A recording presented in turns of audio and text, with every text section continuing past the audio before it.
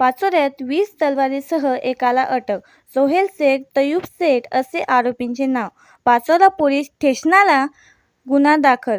जळगावच्या पाचोरा शहरात विनापरवाना अवैधरित्या शस्त्रांचा साठा करून विक्री करणाऱ्या संशयित आरोपी सोहेल शेख, तयूब शेख याला पोलिसांनी अटक केली असून त्यावर गुन्हा दाखल करण्यात आला. पुढील तपास सुरू आहे.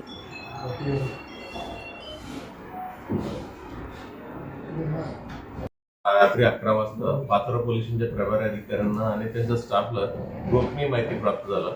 एका माणसं आहेत, पाचोऱ्यातच राहणारे माणसं आहेत, अशा तलवार आणलेल्या आहे आणि शहरात म्हणजे एक सिक्रेटली लोकांना संपर्क करायचे, त्यांना विकायचं काम करतायत अशी माहिती प्राप्त झालं होत्या.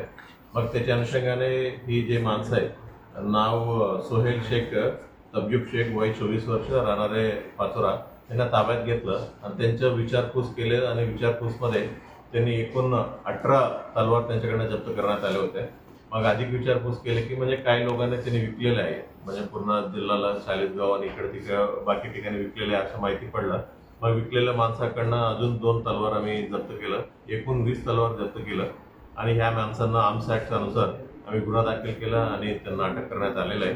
अजून कोणाला विकले का, नेमकं ही तलवार आणलं कुठून या विषयावर तपास करत आहे.